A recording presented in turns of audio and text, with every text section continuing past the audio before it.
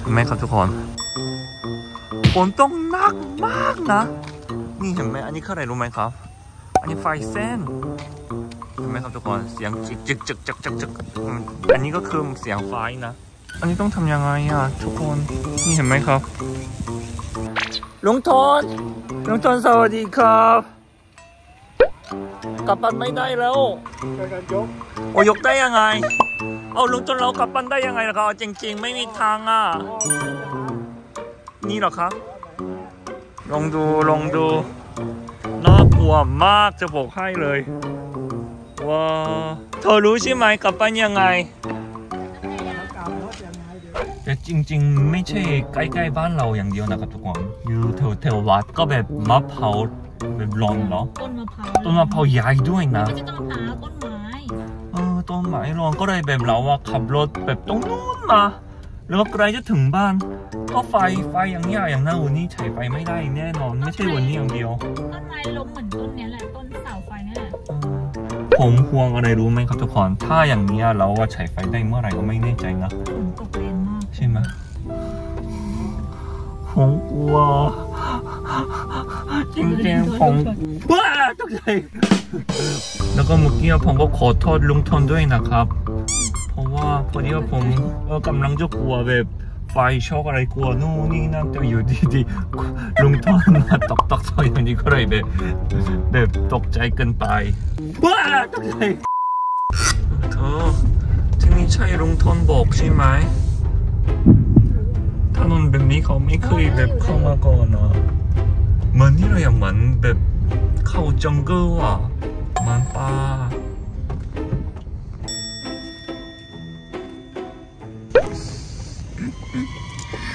ถนนนะตลอดทั้งทางก็เป็นอย่างนี้นะคะไม่ใช่แค่ตรงนี้นะคะใบมะพร้าวร่วงขวางตลอดทาง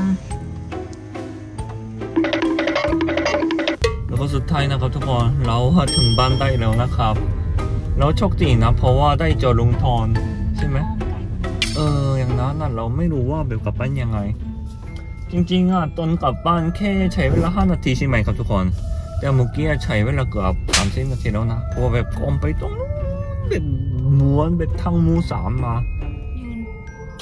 อีกแค่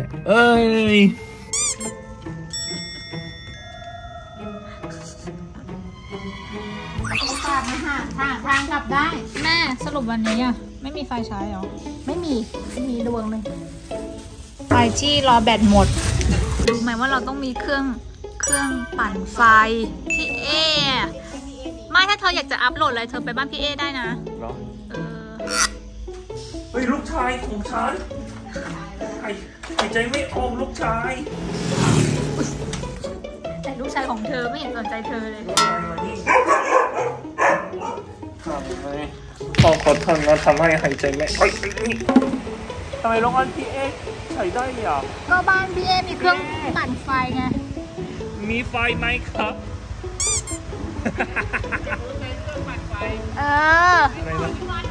เขาใช้เครื่องปั่นไฟไฟไม่ได้นะจ้ะ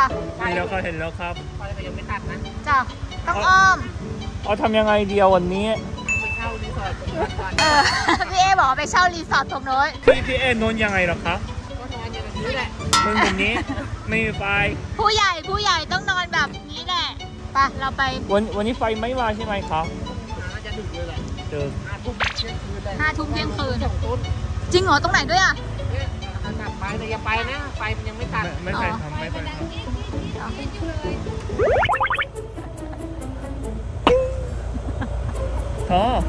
ไปดูบางปะปุ่นไหม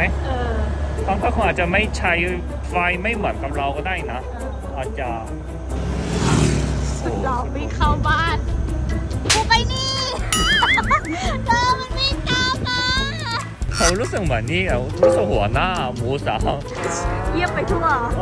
แล้วก็เป็นยังไงบ้างอะไรเงี้ยโอเคไหมบ้านปะปุ่นไฟยังใช้ได้นะครับเพราะว่ามีอันนี้เสียงดังหน่อยนะก็ดูดิ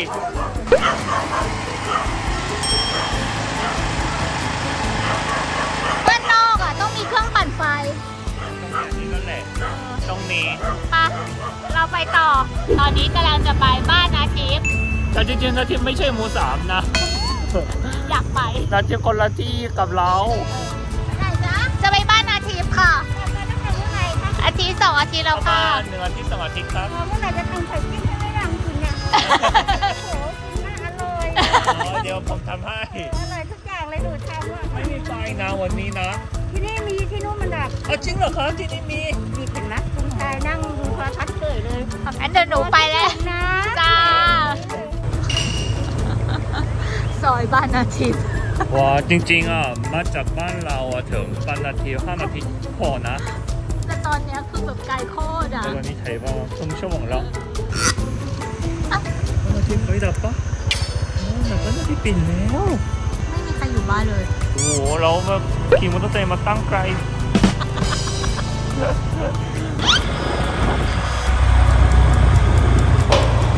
น่าหัวโคตรเลยไปกับพี่เธอลูกชายคนใหม่เธอ แม่เป็นหรอครับแม่ขึ้นห้องแล้วหรอครับอุ้ยขึ้นในห้องอาจจะวันนี้ต้องนอนที่นี่หรือเปล่าไม่รู้แต่ตรงนี้ก็ดีนะเย็นดีกระเทียมกวนเราขุนหน้าอะไรอย่างนี้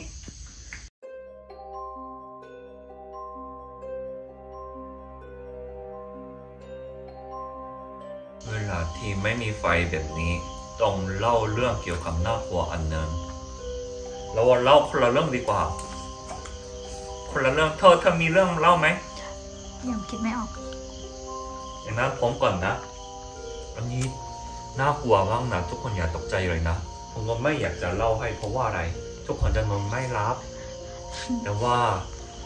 อาการอย่างนี้ต้องเล่าให้น่ากลัว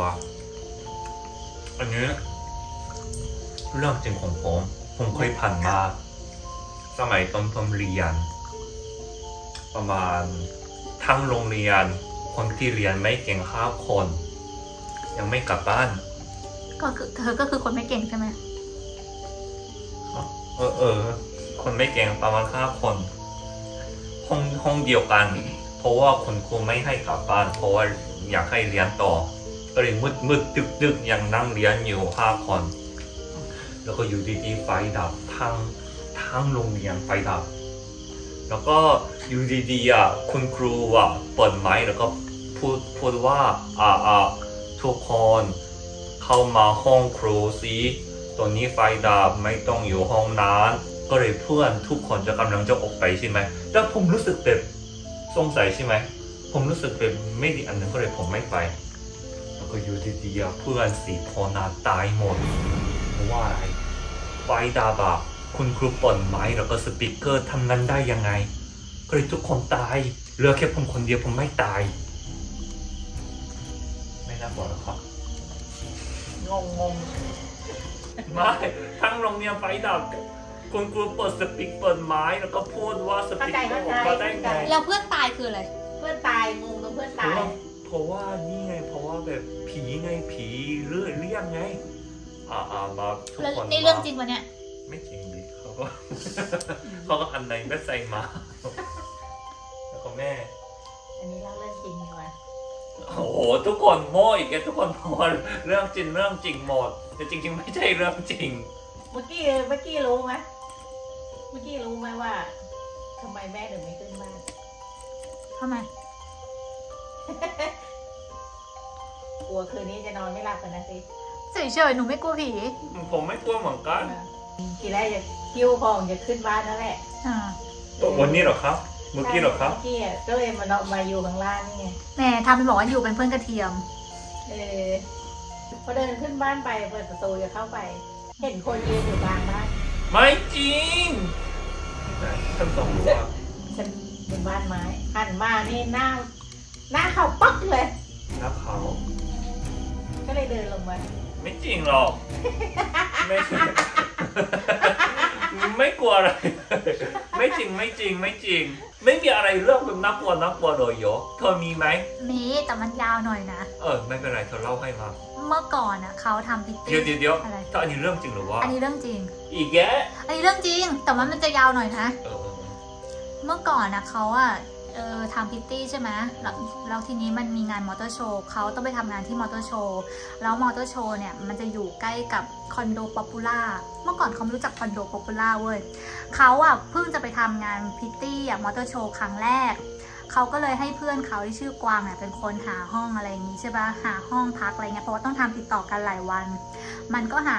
ห้องแล้วทีนี้มันก็ไม่ได้บอกเขาหรอกนะว่าชื่อคอนโดอะไรเขาก็พอไปถึงใช่ไหมวันที่ไปถึงอ่ะวันที่จะพักวันแรกใช่ไหมเขาจะเป็นพิตตี้ที่ยืนอ็อกเซสซอรี่เพื่อนอาจจะเป็นพิตตี้ที่ยืน Honda เพราะฉะนั้นเพื่อนอาจจะตื่นไปแต่งหน้าแต่งตัวก่อนประมาณตี 5ส่วนเขาอะเป็นพิตตี้อ็อกเซสซอรี่ใช่ไหมเขาจะแต่งหน้าเองแล้วก็จะไปแบบไปถึงเวลายืนก็ได้อะไรเงี้ยมันคนละส่วนกันทีนี้วันแรกที่ไปใช่ไหมเขาก็รู้สึกว่าทำไมคอนโดนี้มันน่ากลัวจังคอนโดมันแบบมันเก่ามากเลยอย่างเงี้ยขึ้นลิฟต์ไปคือลิฟต์มันน่ากลัวมากเข้าห้องไปก็คือห้องน่ากลัวคือแบบสภาพในห้องนะข้างในห้องนะกำแพงเพดานข้างบนนะไม่ได้เป็นฝ้านะแต่มันจะเป็นเหมือนปูนเงี้ยเป็นซี่อะไรอย่างเงี้ยคือมันเป็นโครงสร้างของตึกสมัยก่อนอะไรเงี้ยแล้วก็พอนอนคือแรกก็ไม่ได้อะไรหรอกเพราะเขาไม่ได้รู้เรื่องอะไรเกี่ยวกับคอนโดนั้นพอตอนเช้าใช่ไหมเพื่อนก็ตื่นต้องตื่นตี 5เขาก็ตื่นมาว่าทำไมวะอะไรเงี้ยเพื่อนบอกเดี๋ยวจะไปแต่งหน้านะเพื่อนก็ออกจากห้องไปเขาก็เดินเข้าห้องน้ำพอดีห้องน้ำเนี่ยจะอยู่ติดกับประตูเลยก็คือเปิดประตูห้องขึ้นมาขวามือเนี่ยคือห้องน้ำพอเขาห้องน้ำใช่ไหมเพื่อนก็บอกกูไปแล้วนะพอเขาห้องน้ำเสร็จเขาก็ล็อกประตูกรข้างในพอล็อกประตูกรข้างในใช่ป่ะเขาก็กลับมานอนพอกลับมานอนใช่ไหมเขาก็นอนอยู่ใช่ไหมก็หลับไปพอตื่นมาเขารู้สึกว่ามีคนเข้ามาในห้องเขา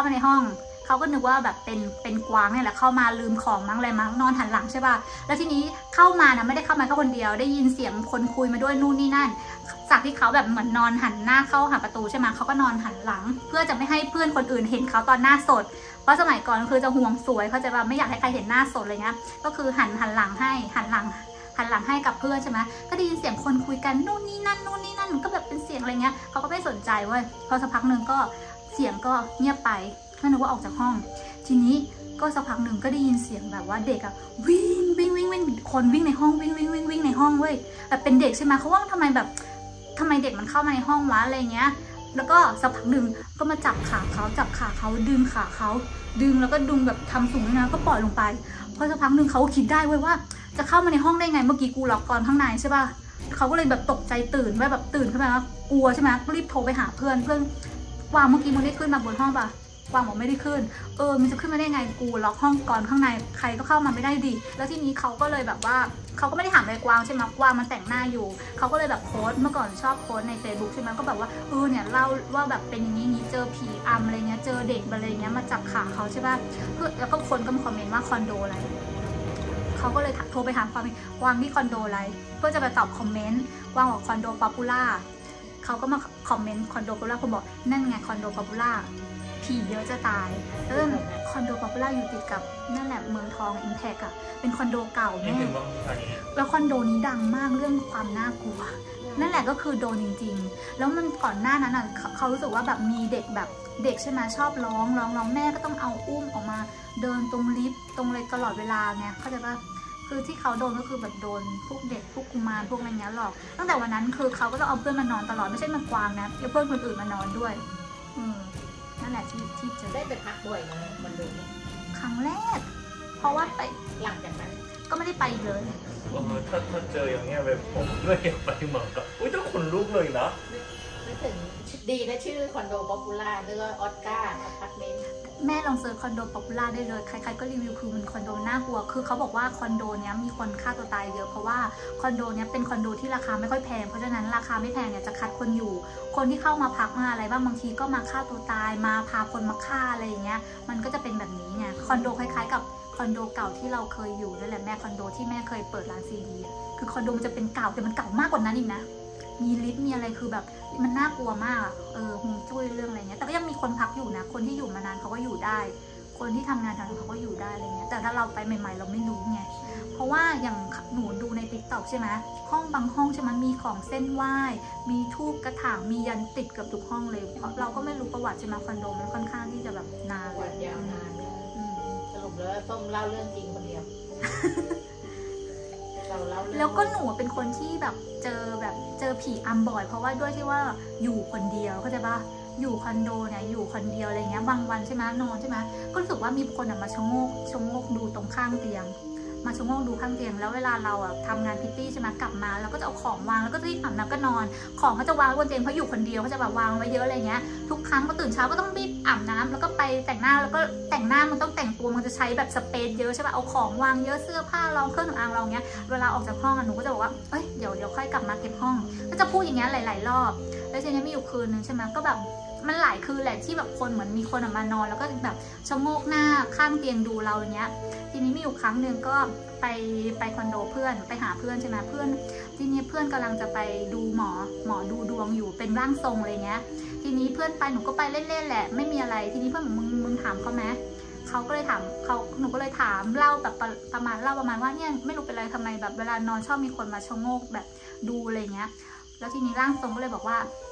ไม่ได้ฝันหรอกเรื่องจริงเพราะว่าไปบอกกับเขาว่าจะเก็บห้องไม่ใช่หรอเมื่อไหร่จะเก็บสักทีแล้วหนูก็ตกใจมากเลยเพราะว่าเรื่องนี้หนูพูดในใจเวลาออกจากห้องหนูพูดในใจว่าเดี๋ยวค่อยกลับมาเก็บห้องนะเดี๋ยวเก็บห้องอะไรเงี้ยเขาไม่ชอบห้องรกใช่ไหมตั้งแต่ร่างทรงทักครั้งนั้นนะหนูไม่เคยทำห้องนอนรกเลยไม่เคยวางของบนเตียงรกเลยจริงๆแล้วบางครั้งก็แบบอยู่คนเดียวใช่ไหมนอนไปแป๊บนึงเหมือนแบบคนเนี่ยชะโงกหน้ายืนอยู่บนหัวแล้วพอหนูตื่นใช่ไหมเขาก็วิ่งออกประตูไปอะไรเงี้ยเจอแบบนี้บ่อยเป็นคนที่เจอผีบ่อยจนหนูแบบไม่กลัวผีแล้วเข้าใจปะแม่เคยครั้งนึงอันนี้เรื่องจริงแม่เจอที่เดียวกับหนูแม่หนูจะเล่าให้ฟังมีอยู่ครั้งหนึ่งหนู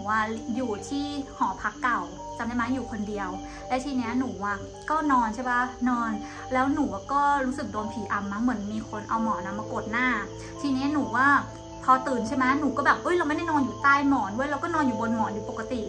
แล้วทีนี้หนูก็สวดมนต์ใช่ไหมด้วยความกลัวอยู่คนเดียวสวดมนต์แล้วก็มีคนพูดกับหนูว่าไม่ต้องสวดหรอกไม่กลัวหรอกแล้วหนูใช่แล้วหนูไม่เคยแม่ไม่เคยเล่าให้เราฟังหนูก็ไปเล่าให้แม่จะบอกแม่เนี่ยหนูอยู่โดนผีหลอกอะไรเงี้ยเขาบอกว่าหนูสวดมนต์เขาบอกไม่กลัวหรอกแม่บอกแม่ก็โดนเหมือนกันเขาก็พูดอย่างนั้นแหละพิเศษผู้ชายใช่ไหมก็คือเจอผีตัวเดียวกันกับแม่แล้วแม่นอนอยู่ข้างนอกนอนห้องโถงนะเมื่อก่อนนี่นอนข้างนอกไอ้ส้มมันนอนห้องนอนเล็กข้างในตื่นขึ้นมาตกใจไอ้ส้มมันนอนข้างๆตามันก็กลมมากเลยเราคิดว่าเราโดนผีเราจริงๆไม่ใช่ตาเขาตาโตตาโตลูกมานอนเบียดเราตกใจอันนี้เราพูดโรงพยาบาลได้ไหมไม่พูดดีกว่านะโรงพยาบาลแห่งหนึ่งไม่ต้องบอกชื่อโรงพยาบาลแม่ไปคลอดส้มที่โรงพยาบาลแห่งหนึ่งในตัวเมืองราชบุรีเนี่ยไปคลอดลูกมันจะมี2 เตียงมันเป็นห้องพิเศษ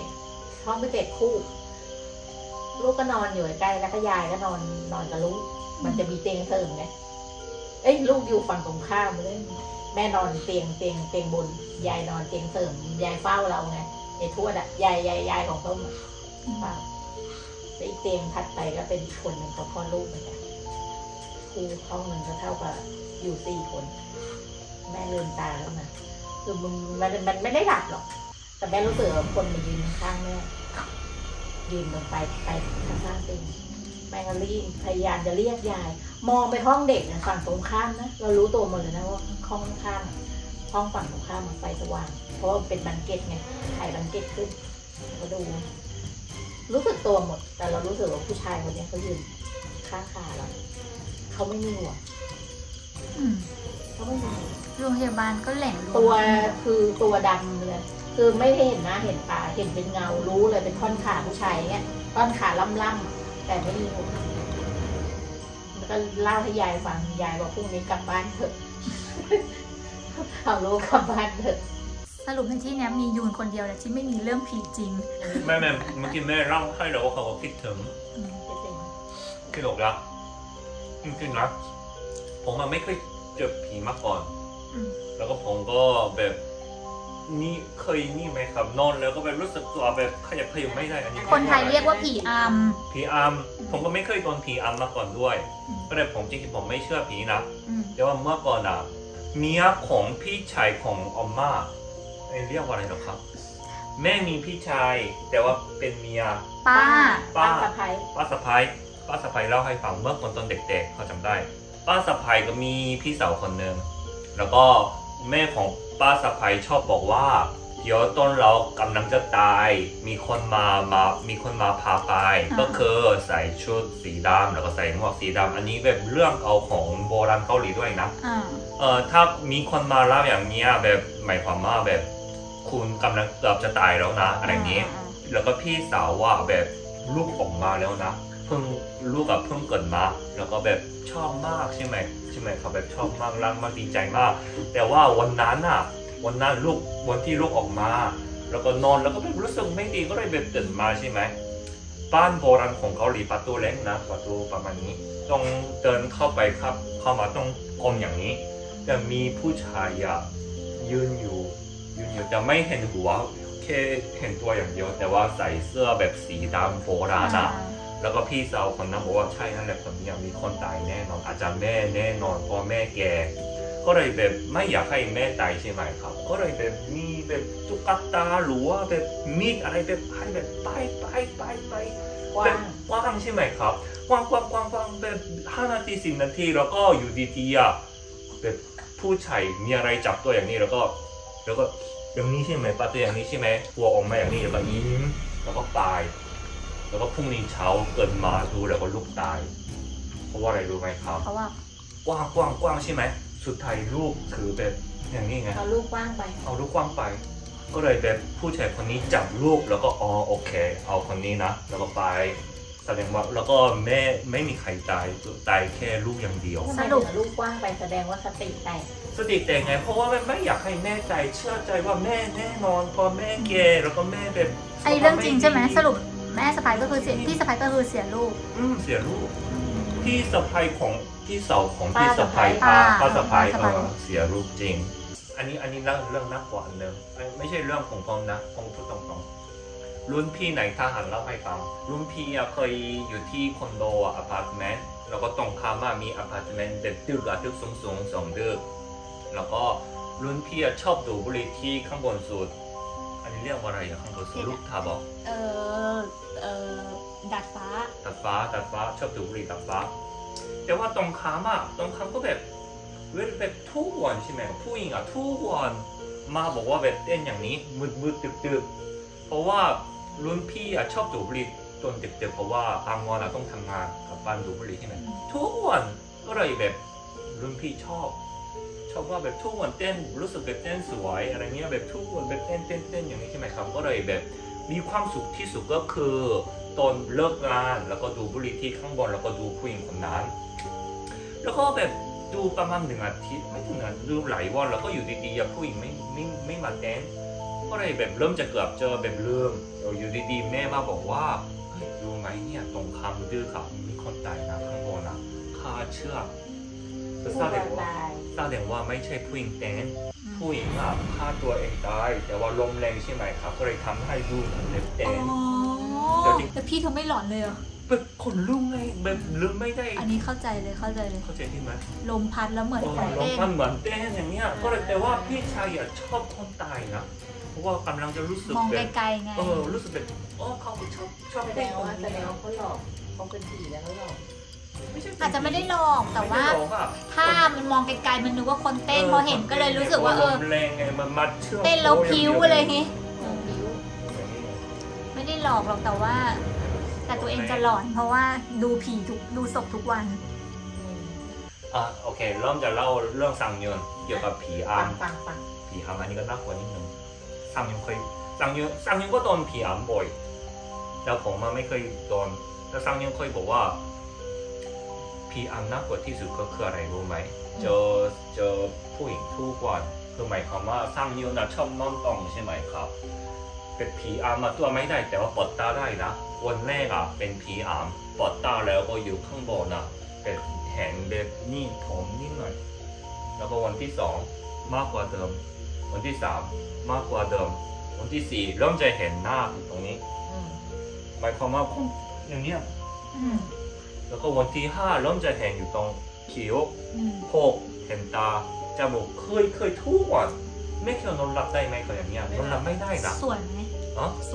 โหแบบไม่เกี่ยวกับสวยหรือว่าแบบช่างยืนเคยบอกว่าแบบหน้าตาเหมือน